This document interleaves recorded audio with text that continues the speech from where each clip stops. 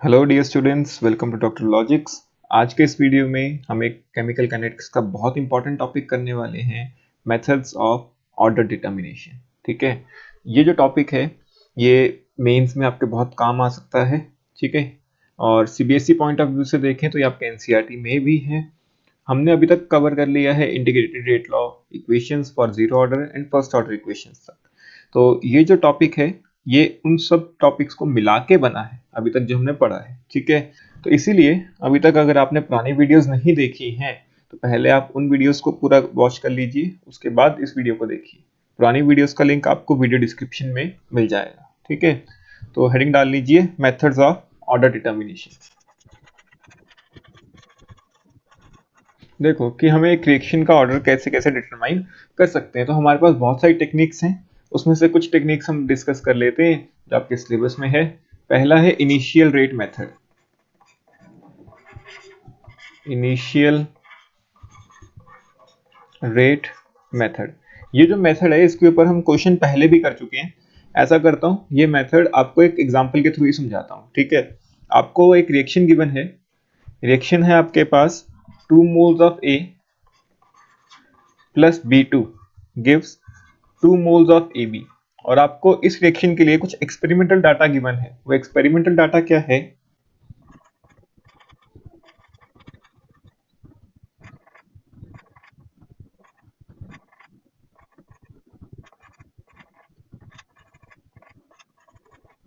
ठीक है, आपको ये डाटा गिवन है, आपसे पूछा है कि ऑर्डर ऑफ रिएक्शन बताओ।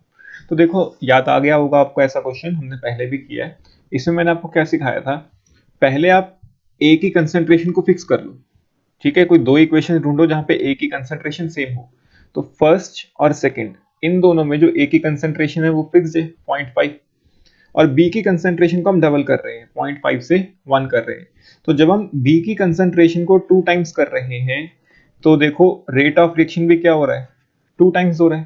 तो मतलब बी की पावर में क्या आएगा, 1। तभी तो अगर मैं बी की कंसेंट्रेशन डबल करूंगा तो रेट भी क्या हो जाएगा, डबल हो जाएगा। तो मतलब order of reaction with respect to B कितना आ जाता था, 1। ठीक है, अब फिर मैंने आपको क्या सिखाया था कि दूसरी बारी में कुछ ऐसी इक्वेशंस लो जहां बी की कंसेंट्रेशन सेम हो और ए वेरी कर रहा हो। तो मैं इन दो को ले लेता हूं। यहां देखो बी की कंसेंट्रेशन सेम है 1, लेकिन अब हम ए को डबल कर रहे हैं। ए को डबल कर रहे हैं लेकिन रेट पे तो कोई फर्क ही नहीं आ रहा, रेट तो अभी भी उतना ही है।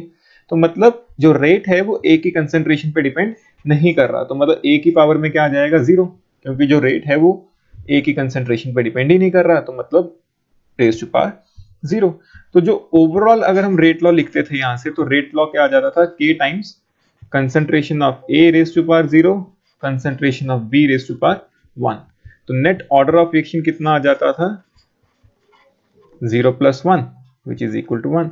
तो ये मेथड हमने पहले किया था बाय नेम। अभी आपको बता रहा हूं इनिशियल रेट मेथड, कि एक की कंसेंट्रेशन को हम फिक्स रखते हैं, दूसरे की कंसेंट्रेशन को वेरी करते हैं, वहां से रेट का चेंज देखते हैं, फिर वहां से जिसकी कंसेंट्रेशन हम वेरी कर रहे थे उसके हिसाब से ऑर्डर ऑफ रिएक्शन आ जाता है। ठीक है, तो इस मेथड को हमने नाम दे दिया है इनिशियल रेट मेथड। ठीक है, इसे नोट कर लो, फिर अगला मेथड सीखते हैं। चलो आगे पढ़ते हैं। जो अगला मेथड है वो है हमारा ग्राफिकल मेथड। ठीक है, तो हेडिंग डाल लो ग्राफिकल मेथड।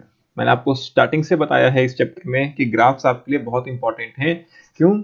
इसी कारण ग्राफ से आपको ऑर्डर प्रिडिक्ट करना आना चाहिए। तो ग्राफिकल मेथड, इसमें क्या होगा, एग्जामिनर आपको कुछ ग्राफ्स दे देगा और आपसे कहेगा कि ऑर्डर बताओ। ठीक है, हम सारे ग्राफ्स को एक बार देख लेते हैं जो कॉमन हमने ग्राफ यहाँ पे डिस्कस किए हैं। ठीक है, पहला हमने पढ़ा था rate versus concentration graphs. Rate versus concentration of reactant, किसकी कंसंट्रेशन ले रहे हैं, रिएक्टेंट। ठीक है, तो अगर हम देखें तो इसमें हम तीन तरह के ग्राफ्स ले लेते हैं। ठीक है, मान लो ये ग्राफ्स हैं आपके, और यहाँ पे आपको इस तरह का ग्राफ दे रखा है, यहाँ पे आपको इस तरह का ग्राफ दे रखा है, और थर्ड ग्राफ आपको दे रखा है कुछ इस तरह। ठीक है, ये सारे के सारे graph rate versus concentration graphs हैं। तो यहाँ पे रेट है वर्सेस कंसंट्रेशन। अब आपको ये ग्राफ देख के बताना है कि कौन सा ग्राफ किस ऑर्डर के लिए है। देखो हमने पढ़ा था कि rate is directly proportional to concentration for a first order reaction. तो जैसे जैसे कंसंट्रेशन बढ़ेगी रेट भी बढ़ता जाएगा। तो मतलब यहाँ पे यही तो हो रहा है। देखो पहले कंसंट्रेशन कम थी तो रेट भी कम था, जब कंसंट्रेशन बढ़ाई तो रेट भी बढ़ गया। तो जैसे जैसे हम कंसंट्रेशन बढ़ा रहे हैं रेट बढ़ता जा रहा है, और रेट वर्सेस कंसंट्रेशन ग्राफ है। तो यहां से मैं कह सकता हूं कि rate is directly proportional to concentration. ये कब होता है? जब ऑर्डर 1 होता है। ठीक है, तो ये फर्स्ट ऑर्डर का ग्राफ है। ये फर्स्ट ऑर्डर का ग्राफ है, यहां से हमने प्रिडिक्ट किया ये चीज। अब देखो यहाँ पे कंसंट्रेशन बढ़ती जा रही है लेकिन रेट नहीं बढ़ रहा, मतलब rate is independent of concentration. और रेट इंडिपेंडेंट कब होता है कंसंट्रेशन के? जब जीरो ऑर्डर हो। मतलब ये जो ग्राफ है ये किसका ग्राफ है? जीरो ऑर्डर का। ठीक है, अब यहाँ पे देखो ये जो ग्राफ है इसमें कंसंट्रेशन बढ़ाने से रेट बढ़ तो रहा है लेकिन लीनियरली नहीं बढ़ रहा है जैसे फर्स्ट इक्वेशन में बढ़ रहा था। ठीक है, तो इसका मतलब ये कौन सा ग्राफ है? सेकंड ऑर्डर का ग्राफ है। ठीक है, कोई डाउट? आपके सिलेबस में मैक्सिमम सेकंड ऑर्डर तक ही है, सीबीएसई में तो जीरो और फर्स्ट ऑर्डर ही है, लेकिन कॉम्पिटिटिव एग्जाम्स में सेकंड ऑर्डर भी पूछा जा सकता है, तो हम उसको भी साथ साथ डिस्कस करेंगे। ठीक है, ऐसा करते हैं, इसके ऊपर एक क्वेश्चन करते हैं ग्राफिकल मेथड के ऊपर। बहुत अच्छा क्वेश्चन है, देखते हैं आप कर पाते हो या नहीं। ठीक है, तो क्वेश्चन नोट करो। आपको क्वेश्चन गिवन है कि आपके पास एक रिएक्शन है A3 gives 3 moles of A, और इसके लिए आपको एक ग्राफ गिवन है। मैं ग्राफ बना देता हूं यहाँ। ठीक है, ये जो ग्राफ है ऊपर वाला ये A के लिए है और ये B के लिए है। ये है हमारा कंसंट्रेशन वर्सेस टाइम ग्राफ। आपसे पूछा है ये वाला टाइम क्या है।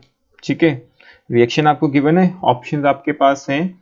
First option T1/3, second option T1/4, third option आपके पास है T3/4 और डी ऑप्शन आपके पास है T1/3। अब देखो ग्राफ से आपको कुछ ना कुछ तो डाटा गिवन है, क्योंकि और कुछ डाटा नहीं है तो मतलब जो भी डाटा निकालना है वो ग्राफ से निकालना है। अब देखो यहाँ पे ये जो दो लाइंस हैं ये इंटरसेक्ट कर रही हैं, तो यहाँ पे ए और बी की कंसंट्रेशन क्या है? देखो बराबर है। इस पॉइंट पे अगर हम देखें इस टाइम पे ए और बी की कंसंट्रेशन क्या हो गई है? बराबर हो गई है। और अगर हम रिएक्शन देखें तो A3 गिव्स 3A। इनिशियली मान लो इसकी कंसंट्रेशन A0 थी, इसकी कंसंट्रेशन 0 थी। मान लो इसमें से x डिकम्पोज कर गया 1 इंटू एक्स, और तो अगर ये x डिकम्पोज करेगा तो ये कितना बनेगा? 3x। तो एट एनी टाइम t ये कितना बचा? A0 माइनस एक्स, और ये कितना बचा? 3x। अब आपको क्वेश्चन में गिवन है कि इस टाइम पे दोनों की कंसंट्रेशंस बराबर हैं। ठीक है, अगर कंसंट्रेशंस बराबर हैं तो A0 माइनस एक्स किसके बराबर आ गया? 3x के बराबर आ गया। तो जब आप इसको सॉल्व करेंगे तो यहाँ से x आ गया A0/4। ठीक है, तो मतलब x क्या होता है? Amount decompose. कितना अमाउंट डीकम्पोज हो गया? 1/4 ऑफ इनिशियल। तो यहां से हम ये निकाल सकते हैं ना कि अमाउंट डीकम्पोज x होता है हमारा अमाउंट डीकम्पोज, वो कितना है? 1/4 ऑफ A0 मतलब इनिशियल। तो मतलब 1/4 रिएक्शन कंप्लीट हो चुकी है, तो ये जो टाइम है वो क्या है? 1/4 का टाइम है। T1/4 का मतलब क्या होता है? 1/4 of reaction is completed in that time. ठीक है, तो आंसर आना था बी। ठीक है, देखो कितना आसान है। लेकिन अगर एक नॉर्मल बच्चा इस ग्राफ को देखे जो सिर्फ सीबीएसई के लिए प्रिपेयर कर रहा है, हो सकता है वो इस क्वेश्चन को ना कर पाए। ठीक है, तो आप बेसिक्स स्ट्रॉन्ग करो इस चैप्टर में। कोई भी क्वेश्चन मुश्किल नहीं है इस चैप्टर का। बार बार मैं हर एक वीडियो में यही बता रहा हूँ कि इस चैप्टर में आपको बेसिक्स चाहिए। अगर आपके बेसिक्स अच्छे हैं तो ये चैप्टर आपको बड़ा ईजी लगने वाला है। ठीक है, चलो ऐसा करते हैं, अगला मेथड डिस्कस करते हैं। अगला method for determination of order, अगला है हमारा हाफ लाइफ मेथड। थर्ड है हाफ लाइफ मेथड। इसमें क्या होगा? देखो हमने पढ़ा है t half is directly proportional to 1/a⁻n-1। तो अगर मैं इसको रीअरेंज करूं तो मैं ये कह सकता हूं कि t half is directly proportional to a⁻1-n। ठीक है, कोई डाउट यहां तक? क्लियर है? अब इसमें क्या होगा? ए क्या होता है यहाँ पे? Initial concentration. जो ए होता है वो क्या होता है? Initial concentration.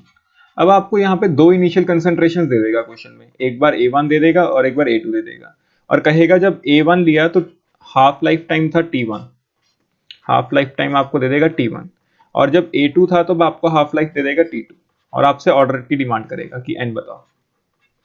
ठीक है, क्या करेगा? दो इनिशियल कंसेंट्रेशन पे दो अलग अलग हाफ लाइफ दे देगा, क्योंकि हमने पढ़ा है हाफ लाइफ क्या होता है? जब आधा अमाउंट डीकम्पोज कर जाए। और वो सिर्फ इनिशियल अमाउंट पे डिपेंड करता है। ठीक है, तो दो आपको इनिशियल अमाउंट्स दे देगा और उसके लिए पर्टिकुलर हाफ लाइफ टाइम आपको प्रोवाइड कर देगा क्वेश्चन में, और आपसे बोलेगा कि ऑर्डर ऑफ रिएक्शन बताओ। तो देखो सिंपल सा है, कैसे करना है, दो इक्वेशंस बना लो, एक फर्स्ट केस से और एक सेकंड केस से। अगर हम फर्स्ट केस से इक्वेशन बनाते हैं तो t half is directly proportional to, अब यहाँ पे इनिशियल कंसेंट्रेशन कितनी थी 1, और ऑर्डर तो रिएक्शन का क्या है n ही रहेगा। तो अब देखो यहाँ पे टी हाफ हमें दे रखा था t1, यहाँ पे कोई कांस्टेंट ऑफ प्रोपोर्शनैलिटी इंट्रोड्यूस कर देते हैं k, मुझे नहीं पता कि वो क्या है, रेट कांस्टेंट नहीं है कोई और कांस्टेंट ऑफ प्रोपोर्शनैलिटी। ठीक है, और a1 raise to power 1 minus n। Similarly second case में आपको टी हाफ कितना दे रखा है t2, और कांस्टेंट प्रोपोर्शनैलिटी तो सेम ही रहेगा, लेकिन अब यहाँ कंसंट्रेशन कितनी कर दी है a2 raise to power 1 minus n। तो इन दोनों को डिवाइड कर दो, k से k कैंसिल हो जाएगा, तो t1 by t2 this is equal to a1 by a2 raise to power 1 minus n। तो यहाँ से आप n की वैल्यू निकाल सकते हो, क्योंकि आपको t1 t2 पता है, a1 a2 पता है। ठीक है, बहुत आसान है इस चीज में, इसके ऊपर कुछ क्वेश्चंस प्रैक्टिस करते हैं। देखो पहला क्वेश्चन लिखिए, आपको एक डाटा गिवन है फॉर दिस रिएक्शन, रिएक्शन है आपके पास 2 moles of ammonia give N2 plus 3H2। ठीक है, ये रिएक्शन गिवन है और आपको ये डाटा गिवन है।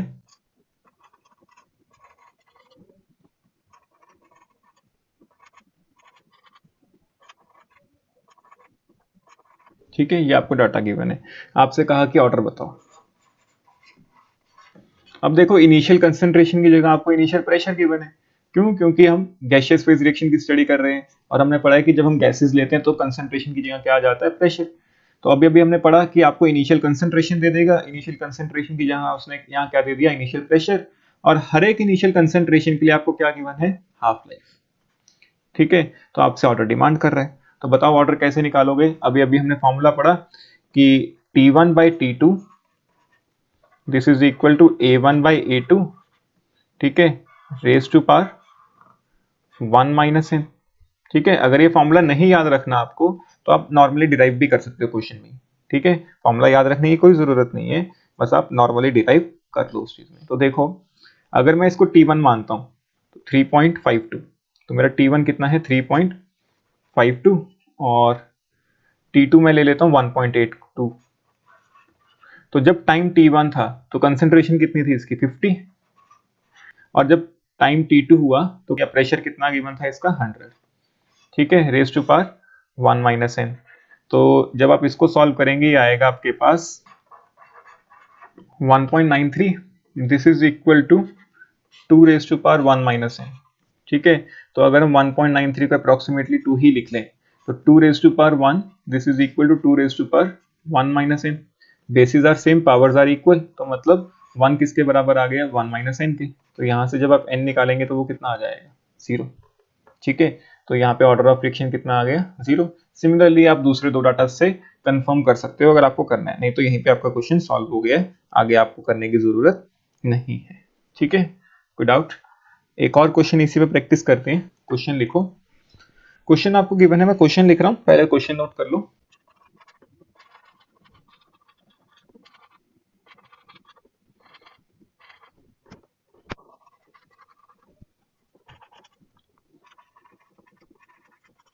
ठीक है, ये क्वेश्चन है आपका, आपको दो इनिशियल कंसेंट्रेशंस गिवन है और हर एक इनिशियल कंसेंट्रेशन के रिस्पेक्ट में आपको हाफ लाइफ गिवन है, आपसे ऑर्डर ऑफ रिएक्शन पूछा है। सेम अभी अभी जो फॉर्मूला डिराइव किया वही लगाना है। देखो T1 by T2 this is equal to A1 by A2 whole raise to power 1 minus n।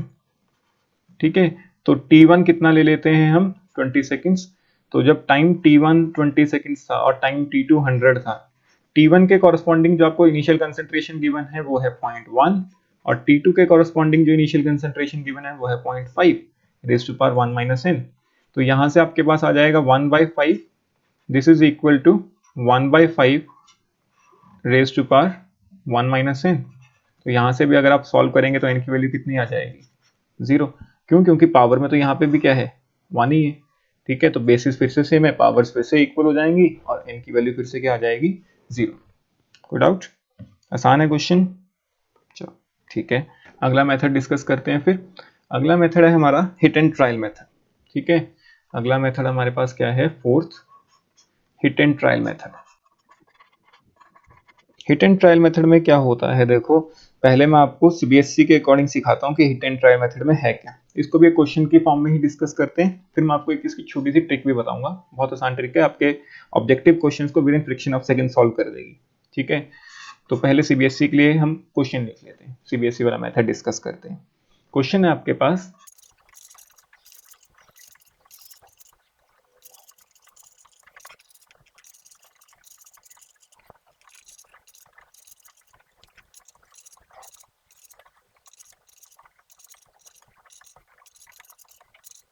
ठीक है, ये डाटा आपको गिवन है, आपसे पूछा है कि ऑर्डर ऑफ रिएक्शन बताओ, एक रिएक्शन गिवन है। अब देखो सीबीएसई के according hit and trial method में आपने क्या करना है, अब ये डाटा रेट वाला डाटा नहीं है। अगर ये रेट वाला डाटा होता तो हम किसी एक कंपोनेंट की कंसेंट्रेशन फिक्स करते, दूसरे की कंसेंट्रेशन वेरी करने से हम देखते हैं कि रेट में क्या चेंज आ रहा है।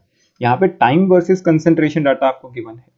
ठीक है, रेट वाला डाटा नहीं है जो हमने पहले मेथड में डिस्कस किए। तो ध्यान से, पहले वाला जो मेथड हमने डिस्कस किया था इनिशियल रेट मेथड, वहां पे रेट गिवन होता था, यहाँ रेट नहीं गिवन है। तो ये वो वाले डाटा से आप इसको कंफ्यूज नहीं करेंगे। ठीक है, तो देखो इसमें क्या करना है, आपको क्या करना है कि initially zero order reaction assume कर लो। तो एज्यूमिंग जीरो ऑर्डर रिएक्शन, ठीक है, जीरो ऑर्डर रिएक्शन के लिए हमने एक इक्वेशन डिराइव की थी, A naught minus A, this is equal to K T. ठीक है, टाइम जीरो, टाइम जीरो का मतलब इनिशियल, तो इनिशियल अमाउंट तो आपको गिवन है यहाँ पे। तो ए नॉट आपके पास कितना है, 1.63 इंटू 10⁻²। ठीक है, तो ए नॉट है। अब देखो मान लो 400 सेकंड्स के बाद मैं चेक करता हूँ, तो ए नॉट तो मेरे पास है 1.63 इंटू 10⁻² माइनस ए, 400 के बाद ए कितना हो गया है, दिस मच। ठीक है, दिस इज के इंटू टाइम, टाइम कितना लगा इसको, 400। ठीक है, ए नॉट मेरा ये था, ए ये था, और इसके लिए टाइम कितना लग रहा है, 400। तो यहां से आप के निकाल दो, तो जो यहां से के निकालोगे वो आएगा 0.0675 इंटू 10⁻⁻⁴। ठीक है, सिमिलरली बाकी डाटा से के निकालो। अगर आपका हर एक डाटा में के का आंसर सेम आता है तो आपके अजम्पशन करेक्ट है, अदरवाइज वो गलत है। कैसे, अभी देखो पूरा सॉल्व करते हैं।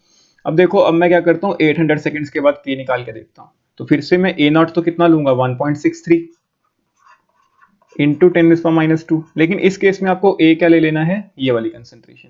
तो ए हो गया हमारा ये वाली कंसेंट्रेशन 1.14 इंटू 10⁻², और इस कंसेंट्रेशन को अचीव करने के लिए कितना टाइम लग रहा है, 800।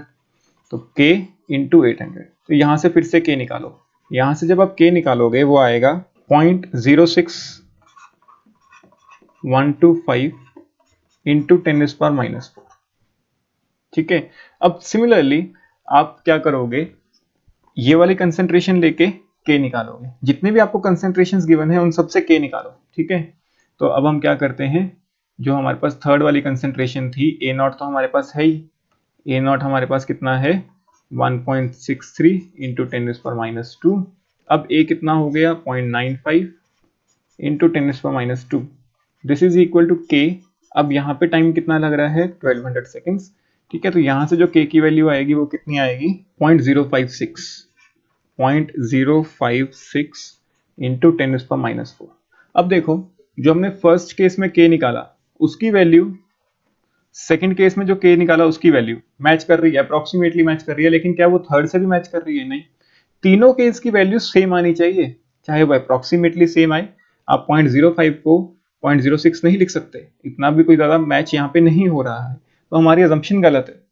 हमारी अजम्पशन गलत है, तो मतलब ये जो रिएक्शन है वो जीरो ऑर्डर की नहीं है। जीरो ऑर्डर की नहीं है तो आप क्या करोगे, फर्स्ट ऑर्डर का अजम्पशन लोगे। ठीक है, कि assuming this is the first order, first order का इक्वेशन लगाओगे। फर्स्ट ऑर्डर की इंटीग्रेटेड रेट लॉ इक्वेशन क्या थी, के T this is 2.303 log of A not by A. A not पता है, ए पता है, टी पता है, तो वहां से फिर से के निकालोगे। अगर के मैच कर जाता है तो हम कहेंगे कि reaction is of first order. ठीक है, तो ये काम मैं आप पे छोड़ता हूँ। सेम जैसे अभी हमने जीरो ऑर्डर के लिए किया, आप सेम मेथड फर्स्ट ऑर्डर के लिए अप्लाई करो। ठीक है, और फिर पता करो कि क्या फर्स्ट ऑर्डर के लिए मैच कर रहा है। अगर मैच कर जाता है के की वैल्यू, तीनों केस की वैल्यू सेम आ जाती है, तब हम कहेंगे कि हमारी अजम्पशन करेक्ट है और रिएक्शन फर्स्ट ऑर्डर की है। ठीक है, तो ये काम मैं आप पे छोड़ता हूँ। आप खुद ट्राई करेंगे। मैं आपको इसकी एक छोटी सी ट्रिक बताता हूँ, ये तो काम बहुत लंबा हो जाएगा ना एजम्पशन करना, और फिर अगर एजम्पशन गलत निकले, सीबीएसई में तो चलो मान लिया सिर्फ फर्स्ट ऑर्डर और जीरो ऑर्डर रिएक्शन ही है, तो आप पहले जीरो ऑर्डर रिएक्शन एज्यूम करो और फिर first order. Generally first order के ऊपर ही क्वेश्चन आता है आपका, जीरो ऑर्डर के ऊपर भी नहीं आता है क्वेश्चन सीबीएसई में। ठीक है, तो सीबीएसई के लिए बहुत आसान है कि फर्स्ट ऑर्डर ही होगा, लेकिन अगर हम मेंस पॉइंट ऑफ व्यू से देखें वहां तो ये टाइम खराब करने वाली बात हो गई। ठीक है, तो उसके लिए हमारे पास एक छोटी सी ट्रिक है। ट्रिक क्या है पहले हम वो देख लेते हैं। देखो ट्रिक के लिए यहाँ पे मैं ट्रिक लिख देता हूँ, ये रब कर देता हूँ। ठीक है, अब देखो जो ट्रिक है वो तभी वैलिड है जब टाइम इंटरवल सेम हो। टाइम इंटरवल सेम हो मतलब यहाँ पे जैसे 400 सेकंड्स के बाद देखा गया, फिर से जो टाइम है वो कितना है 400, फिर से जो टाइम डिफरेंस है वो कितना है 400। तो पहला पॉइंट तो ये नोट कर लो, ये ट्रिक तभी वैलिड है जब आपका टाइम इंटरवल क्या हो, सेम हो। टाइम इंटरवल अगर सेम है तो आप यहाँ पे देखो जो कंसंट्रेशन है, अगर कंसंट्रेशन आपकी एपी में गिवन है तो मतलब वो जीरो ऑर्डर रिएक्शन है, और अगर कंसंट्रेशंस आपकी जीपी में गिवन है, जीपी मतलब ज्योमेट्रिक प्रोग्रेशन, ठीक है मैथ्स में पढ़ा है, तब आपका जो ऑर्डर आएगा वो 1 आएगा। और अगर ये कंसंट्रेशंस एचपी में गिवन है, एचपी मतलब हार्मोनिक प्रोग्रेशंस, तो ऑर्डर कितना आ जाएगा 2। तो हम चेक कर लेते हैं एपी के लिए क्या चेक करते हैं, डिफरेंस, तो इन दोनों का डिफरेंस चेक कर लेते हैं। तो अगर हम फर्स्ट और सेकंड का डिफरेंस चेक करें, इन दोनों का डिफरेंस चेक करें तो ये आ जाएगा आपके पास 0.27। ठीक है, 0.27 इंटू 10⁻⁻²। फिर इन दोनों का डिफरेंस चेक कर लेते हैं। इन दोनों का अगर हम डिफरेंस चेक करें तो ये आएगा आपके पास 0.22 इंटू 10⁻²। फिर अगर इन दोनों का डिफरेंस चेक करें तो क्या आएगा 0.19। तो क्या डिफरेंस सेम आ रहा है? नहीं। अगर डिफरेंस सेम नहीं आ रहा तो मतलब ये एपी में नहीं है, तो मतलब जीरो ऑर्डर तो नहीं है रिएक्शन का। देखो कितना जल्दी हो गया है। ठीक है, आपने बस क्या करना है, डिफरेंस चेक करना है। अगर डिफरेंस सेम है तो मतलब एपी में है, एपी में है तो मतलब जीरो ऑर्डर है। ठीक है, लेकिन यहाँ डिफरेंस सेम नहीं है तो जीरो ऑर्डर तो नहीं है। तो अब हम क्या चेक करते हैं कि क्या ये फर्स्ट ऑर्डर में है। फर्स्ट ऑर्डर के लिए हमें क्या चेक करना है, जीपी। जीपी कब होता है, जब दोनों को हम डिवाइड करें और कॉमन वैल्यू आए। ठीक है, तो हम क्या करते हैं 1.63 को 1.36 से डिवाइड करते हैं। मैं ऊपर वाली टर्म को नीचे वाली टर्म से डिवाइड करूंगा हर एक केस में। तो 1.63 को हम डिवाइड करते हैं 1.36 से, तो ये आपके पास आंसर आएगा 1.19। ठीक है, तो इन दोनों को डिवाइड करते हैं। जब इन दोनों को डिवाइड करेंगे तो 1.36 डिवाइडेड बाय 1.14, तो ये भी आपके पास आ रहा है 1.19। सिमिलरली अब आप इन दोनों को डिवाइड करो तो 1.14, ऊपर वाली टर्म हमेशा मैं ऊपर रख रहा हूं और नीचे वाली टर्म हमेशा डिनोमिनेटर में रख रहा हूं, डिवाइडेड बाय 0.95। तो ये भी आपके पास कितना आ रहा है 1.2। 1.2 मतलब अप्रोक्सीमेटली 1.19, 1.19 1.2 ही तो है। तो अब यहाँ पे देखो जो रेशियोज हैं इन दोनों की वो सेम आ रही हैं। तो अगर रेशियो सेम आती हैं तो हम क्या कहते हैं, जीपी बनता है। तो मतलब यहाँ पे जीपी बन रहा है, अगर जीपी बन रहा है तो मतलब ऑर्डर ऑफ फ्रिक्शन कितना आ जाएगा आपके पास, 1 आ जाएगा। ठीक है, तो अगर आप इस ट्रिक को यूज करते हो तो बहुत कम टाइम लगेगा as compare to original method, और आप बड़ी आसानी से अपना टाइम वेस्ट बिना किए आंसर निकाल लोगे। ठीक है, तो इसे नोट कर लो ट्रिक को। लेकिन ये जरूर याद रखना कि ये ट्रिक तभी वैलिड है जब यहाँ पे टाइम इंटरवल क्या हो, सेम हो। अगर टाइम इंटरवल सेम नहीं है तो ये ट्रिक काम नहीं करेगी, फिर हमें अपने ओरिजिनल कन्वेंशनल मेथड से ही चलना पड़ेगा कि के निकालो एज्यूम करके। अगर के सेम आता है तो हमारा एजम्पशन करेक्ट है, अदरवाइज वो इनकरेक्ट है। ठीक है, चलो अगला क्वेश्चन प्रैक्टिस करते हैं इसी पे। अगला क्वेश्चन, ये जो क्वेश्चन है ये आपका जेई 2015 में आया हुआ है। ठीक है, 2015 में क्वेश्चन आया हुआ है। क्वेश्चन में आपको एक रिएक्शन गिवन है 2x gives 3y plus 2z। ठीक है, ये रिएक्शन गिवन है और इसके लिए आपको कुछ डाटा गिवन है, टाइम इन मिनट्स और प्रेशर इन mmHg, और ये प्रेशर x का गिवन है। ठीक है, डाटा है आपके पास। ठीक है, ये डाटा आपको गिवन है, आपसे ऑर्डर ऑफ रिएक्शन पूछा है। तो हम ट्रिक यूज करते हैं। पहले तो देखो टाइम इंटरवल सेम है बिल्कुल, यहाँ पे 100 का टाइम इंटरवल है और यहाँ पे भी कितना है 100 का टाइम इंटरवल है। टाइम इंटरवल सेम है तो हम ट्रिक यूज कर सकते हैं। पहले डिफरेंस चेक कर लो, इन दोनों में डिफरेंस कितना है 400। ठीक है, और इन दोनों में डिफरेंस कितना है 200। तो मतलब ये एपी तो नहीं बन रहा, एपी नहीं बन रहा तो मतलब जीरो ऑर्डर तो नहीं है। फिर हम क्या चेक करते हैं, रेशियोज चेक कर लो। 800 डिवाइडेड बाय 400 तो कितना आ जाएगा 2। 400 डिवाइडेड बाय 200 कितना आ जाएगा 2। तो जो डिवाइड करके जो रेशो आ रहा है वो सेम आ रहा है, रेशो सेम आ रहा है तो मतलब ये क्या बना रहे हैं, जीपी बना रहे हैं, जीपी बना रहे हैं तो मतलब इसका ऑर्डर कितना हो जाएगा 1। तो देखो कितने कम टाइम में हम इस क्वेश्चन को सॉल्व कर सकते हैं अगर आप इस ट्रिक को यूज करते हो। ठीक है, तो यही टॉपिक हमारा बहुत इंपॉर्टेंट है मेंस पॉइंट ऑफ व्यू से भी देखें तो। सीबीएसई में तो ये इंपॉर्टेंट है ही है, आपका एनसीईआरटी में ऐसा क्वेश्चन मिल जाएगा। ठीक है, लेकिन सीबीएसई में आप ट्रिक यूज नहीं कर सकते हो, कैसे करना है वो मैं आपको बता चुका हूँ। ठीक है, तो इसके नोट्स बनाइए, बाकी का काम हम अगले लेक्चर में पढ़ते हैं।